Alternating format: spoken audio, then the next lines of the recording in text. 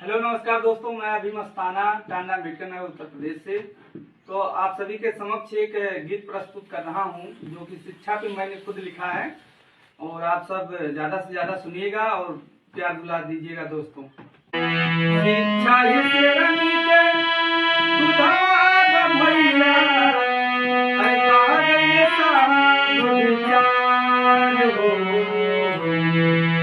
शिक्षा से मिलत बाटे हमके सम्मान, शिक्षा से मिलत बा हमके सम्मान। दे गइले साहब अधिकार ओए भैया, दे गइले साहब अधिकार। शिक्षा ही से रानी के दूधवा भैया, शिक्षा ही से रानी के दूधवा भैया, कह गइले साहब विचार हो।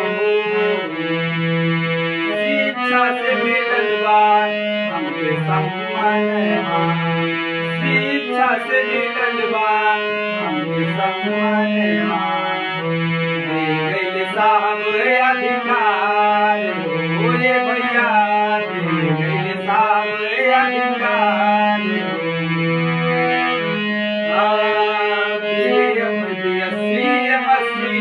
कैलाए भैया,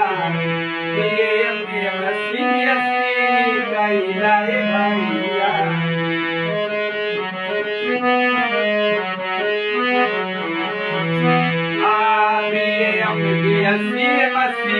कैलाए भैया, आज के जरूरत बाटे सबके पढ़ैया, आज के जरूरत बाटे सबके पढ़ैया।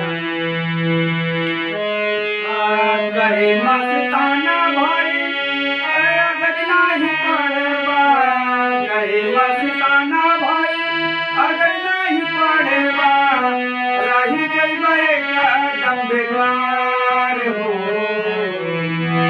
शिक्षा ही से रहने के बुढ़ावा भैया, शिक्षा ही से रहने के बुढ़ावा भैया।